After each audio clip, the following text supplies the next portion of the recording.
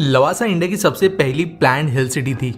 अरबों रुपए लवासा सिटी बनाने के लिए इन्वेस्ट किए गए और हजारों लोगों ने यहाँ पर अपने पैसे लगाए। लेकिन लवासा, जिसे 2 लाख लोगों के हिसाब से डिजाइन किया गया था, वहां पर आज 20,000 लोग भी नहीं रहते। पॉलिटिक्स, रूल्स को ना मानना और कई सारे गलत कामों का अंजाम बुरा ही होता है। इसका लवासा एक प्राइम एग्जाम्पल है और आज हम यही समझेंगे कि लवासा था क्या और इसके साथ में हुआ क्या।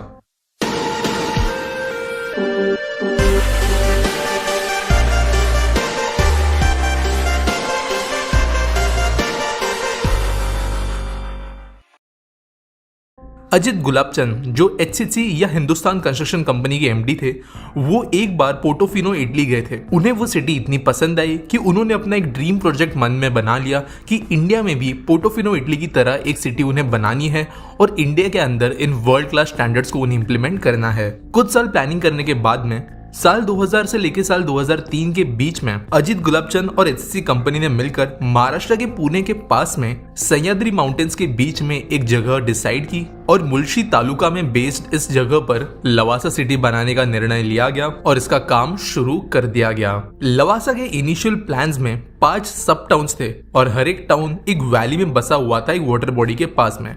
आप ऐसा कह सकते हो कि हर एक टाउन को अपना एक अलग लेक एक्सेस दिया जा रहा था। हर टाउन की अपनी स्पेशलिटी थी, कहीं पर रेसिडेंशियल, कहीं पर प्रॉपर अम्यूजमेंट, कहीं पर फिल्म प्रोडक्शन तो कहीं पर IT। इस हिसाब से अलग अलग टाउन्स को डिजाइन किया जा रहा था। इस पूरे टाउन में बहुत बड़े स्केल पर काफी सुंदर घर, विलास, टूरिस्ट अट्रैक्शंस इन्हें बनाया जा रहा था और लोग अच्छी खासी कीमतों पे अपनी लाइफ सेविंग्स यहाँ पर इन्वेस्ट कर रहे थे या फिर बैंक से अच्छे खासे इंटरेस्ट पर लोन लेते हुए यहाँ पर घर खरीद रहे थे। लोगों को प्रॉमिस किया जा रहा था कि यहाँ पर इंटरनेशनल इंस्टीट्यूशंस बनेंगे जिसके अंदर ऑक्सफोर्ड यूनिवर्सिटी का भी स्टेक होगा। स्पोर्ट्स इंफ्रास्ट्रक्चर यहाँ पे बहुत ज़्यादा डेवलप किया जाएगा और मैनचेस्टर क्लब यहाँ पे पार्टनर के तौर पर उभर कर आई थी। इसके अलावा कई सारी MNC कंपनीज, IT कंपनीज और लग्जूरियस होटल चेन्स यहाँ पर अपने प्रोजेक्ट्स बनाएगी, ऐसा लोगों को कहा गया, जिसके कारण लवासा देखते ही देखते इंडिया का सबसे हैपनिंग प्रोजेक्ट बनता जा रहा था और उसी हिसाब से यहाँ पर लोग अपने पैसे लगाते जा रहे थे। और ये सारी की सारी चीजें 25,000 एकड़ जमीन में फैली होगी, जो उस समय के लिए किसी सिंगल प्रोजेक्ट के हिसाब से एक बहुत बड़ी जमीन थी। इनिशियली लवासा का काम बहुत ज्यादा फास्ट हुआ। साल 2008-9 तक कुछ इलाके शहर के ऑलरेडी तैयार हो चुके थे और लोगों को दिखने लग गया था कि लवासा किस तरीके से बनाया जाएगा। लेकिन साल 2010 से चीजें चेंज होना शुरू हो गई।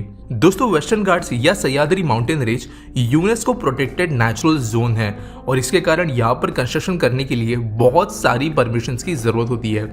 वैसे भी अगर कोई भी आप बड़ा प्रोजेक्ट बना रहे हो तो परमिशंस की लिस्ट काफी लंबी है, लेकिन स्पेसिफिकली अगर आप इस तरीके के जोन में प्रोजेक्ट बना रहे हो तो ये लिस्ट और भी ज्यादा लंबी हो जाती है। लेकिन लवासा ने कंस्ट्रक्शन शुरू करने के पहले जरूरी परमिट्स लेना नेसेसरी नहीं समझा। आखिर में कई लोगों के द्वारा एनवायरमेंटल मिनिस्ट्री को कंप्लेंट की गई और बहुत ज्यादा कंप्लेंट्स आ जाने के बाद में एनवायरमेंट मिनिस्ट्री ने एक्शन लेना शुरू किया। लवासा ने स्टेट गवर्नमेंट से तो परमिशन ली थी, लेकिन सेंट्रल गवर्नमेंट से नहीं।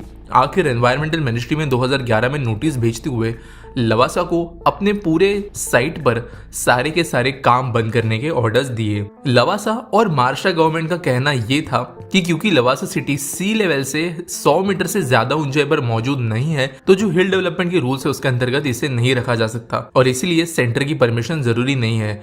लेकिन असलियत में लवासा सी लेवल से 100 मीटर ऊपर था। साथ साथ उसी समय पर एनवायरमेंट मिनिस्ट्री का रूल था कि अगर कोई भी प्रोजेक्ट अगर 50 करोड़ की ज्यादा की वैल्यू रखता है, 1000 से ज्यादा लोगों को यहाँ पर डायरेक्ट इन्वॉल्वमेंट होने वाला है, तो उस समय पर परमिशन लेना जरूरी था और ये काम नहीं किया गया। और इसी स्टेट सेंटर के बीच में चल रहे फ्रिक्शन के कारण लवासा का काम आने वाले कई सालों के लिए बंद रहा। लेकिन दोस्तों, इतने बड़े प्रोजेक्ट को बनाने के पहले ऑब्वियसली कई सारे लोगों का इन्वॉल्वमेंट होता है और उसके बिना कोई भी प्राइवेट एंटिटी इतने बड़े डिसीजंस या फिर एक्शंस नहीं ले सकती। और काम रोक देने के बाद में एक एक करके ये चीजें बाहर आना शुरू हो गई कि लवासा के पीठ के पीछे क्या क्या चीजें हो रही थी। लवासा को महाराष्ट्र सरकार के द्वारा स्पेशल प्लानिंग अथॉरिटी का दर्जा दिया गया था, जो सिर्फ और सिर्फ आज तक गवर्नमेंट बॉडीज को दिया गया था। और क्योंकि एक प्राइवेट एंटिटी को यह डेजिग्नेशन दिया गया तो कई लोगों के कान इसके कारण खड़े हो गए। योगेश प्रताप सिंह, जो उस समय पर एक IPS ऑफिसर थे और आज के दिनों में लॉयर है, उन्होंने लवासा पर यह आरोप लगाया कि बहुत सारी जमीन जो लवासा के लिए नेसेसरी थी उसे बहुत ही सस्ती कीमतों पर लीज पर दिया गया है लवासा कॉरपोरेशन को, और इसके पीछे महाराष्ट्र सरकार की तरफ से उन्हें कॉरपोरेशन मिला है। इनफैक्ट दोस्तों, कुछ आर्टिकल्स के हिसाब से ये भी कहा गया है कि जो पूरी 25,000 एकर्स की जमीन है उसे सिर्फ हर साल 75,000 रुपीज की कीमत पे लीज पर दिया गया है, जिसके कारण आप समझ सकते हो कि ये आरोप बहुत ही बड़ा है। उस समय पर महाराष्ट्र के इरिगेशन मिनिस्टर और डेप्यूटी सीएम अजित पवार जी पर यह आरोप लगाए गए कि उनका भी इसके अंदर इन्वॉल्वमेंट है। अब मिस्टर पवार ऐसा क्यों करेंगे, इसके पीछे भी एक स्टोरी बाद में बाहर आई। दरअसल मिस्टर अजित पवार शरद पवार जी के नेफ्यू है और शरद पवार जी की बेटी सुप्रिया सुले जो अपने हस्बैंड के साथ में यशोमाला लीजिंग एंड फाइनेंस कंपनी के अंदर एक बहुत बड़ी स्टेक होल्डर हुआ करती थी, उन्होंने अपनी कंपनी को लवासा कॉरपोरेशन के साथ में मर्ज किया था, जिसके कारण लवासा कॉरपोरेशन में उनका 20.81% हिस्सा बन गया। यानी अब ऐसा कह सकते हो कि जो पवार फैमिली थी उनका डायरेक्टली लवासा प्रोजेक्ट के अंदर हिस्सा था और इसी के कारण लवासा को कई सारे पॉलिटिकल बेनिफिट्स मिले। लवासा ने गवर्नमेंटल परमिशंस लेना सही नहीं समझा और कई चीजें जो नॉर्मली किसी को प्रोजेक्ट एग्जीक्यूट करने के लिए जरूरी होती है उन पर ध्यान नहीं दिया गया। अगर कुछ एग्जांपल्स की बात करें जिसका वायलेशन लवासा में हुआ था, तो जिस तरीके से हिल डेवलपमेंट अथॉरिटी कहती है कि 3 फ्लोर से ज्यादा की बिल्डिंग किसी भी हिल स्टेशन एरिया में नहीं बननी चाहिए, उसे फॉलो न करते हुए यहाँ पर कई सारे 6 फ्लोर की बिल्डिंग्स को भी बनाया गया। यहाँ के पहले टाउन में बाय प्लान एक चेक डैम जहां पर बनाने के लिए लिखा गया था, वहां पर लवासा पे आरोप लगाया गया कि वहां पर उन्होंने रेसिडेंशियल और कमर्शियल यूनिट्स बनाकर बेच दिए। इसके अलावा जिन गांव वालों से जमीन रिक्लेम की गई थी उन्हें भी पैसे देते समय, पैसों का ट्रांसफर करते समय बहुत ज्यादा इरेगुलरिटीज हुई, ऐसे आरोप लवासा पर लगाए गए और इसके कारण 2011 के नोटिस के बाद में लवासा की दिक्कतें और ज्यादा बढ़ते हुए नजर आ रही थी। इस समय तक ज्यादातर एंटिटीज ने लवासा पर पूरी तरीके से ध्यान देना बंद कर दिया और इनफैक्ट एचसीसी भी ज्यादा कुछ कर नहीं सकती थी। दोस्तों, जो पेरेंट कंपनी थी लवासा कॉरपोरेशन की, हिंदुस्तान कंस्ट्रक्शन कंपनी, वो ऑलरेडी 2000 करोड़ रुपए के कर्ज में थी, जिसके कारण वो फिर से इस प्रोजेक्ट को संभाल नहीं सकती थी और कंस्ट्रक्शन शुरू नहीं हुआ। जिन लोगों ने अपनी पूरी लाइफ सेविंग्स लोन्स लेकर यहाँ पर इन्वेस्ट किया था वो पैसे बर्बाद हो गए और जिस समय पर कंस्ट्रक्शन बंद हुआ, यहाँ पर 2 टाउन्स में काम चल रहा था, जिसमें से एक टाउन ऑलमोस्ट पूरी तरीके से बन चुका था और यहाँ पर ऑलरेडी कई सारे यूनिट्स ने फंक्शन करना शुरू कर दिया था और यहाँ पर लोगों ने अपने बिजनेसेस शुरू कर दिए थे।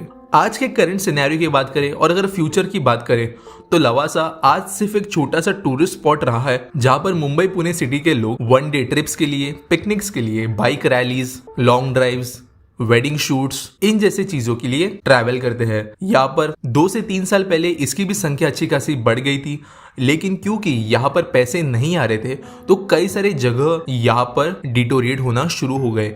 क्योंकि मेंटेनेंस नहीं हो रहा था तो जो ब्यूटी लवासा की इनिशियल डेज में हुआ करती थी वो भी खराब होना शुरू हो गई और धीरे धीरे कुछ अट्रैक्शंस बंद होना शुरू हो गए। इसके साथ साथ होटल्स, दूसरे बिजनेसेस भी कम टूरिस्ट आने के कारण बंद होना शुरू हो गए और लवासा में जितनी एक्टिविटीज होती है वो साल दर साल कम होते जा रही है।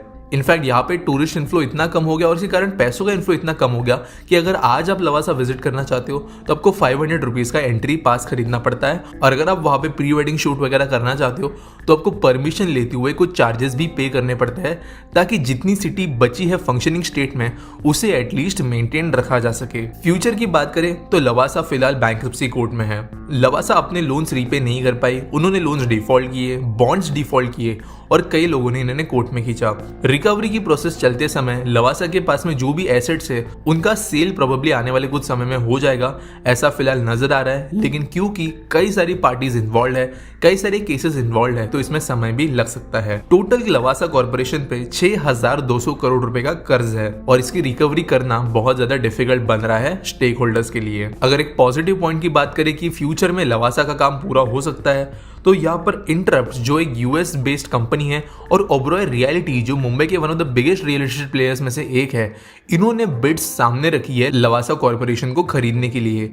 यानी ये चाहते हैं कि बैंक्रप्सी कोर्ट के अंदर इन्हें रिकवरी के दौरान लवासा कॉर्पोरेशन खरीदने का मौका मिले और अगर इन जैसी बड़ी रियल एस्टेट एंटिटीज लवासा को खरीदती है तो आगे जाकर यहाँ पर फिर से काम शुरू हो सकता है, या फिर एटलीस्ट हमें लवासा का कोई ना कोई कंक्लूजन होता हुआ नजर आएगा। एज ऑफ नाउ जिस स्टेट में ये प्रोजेक्ट है इसका फ्यूचर ज्यादातर नेगेटिव रास्ते पे ही है और बहुत अनसर्टन है कि आगे जाकर जो इनिशियल प्लान्स लवासा के बनाए गए थे उस हिसाब से ये शहर बनेगा।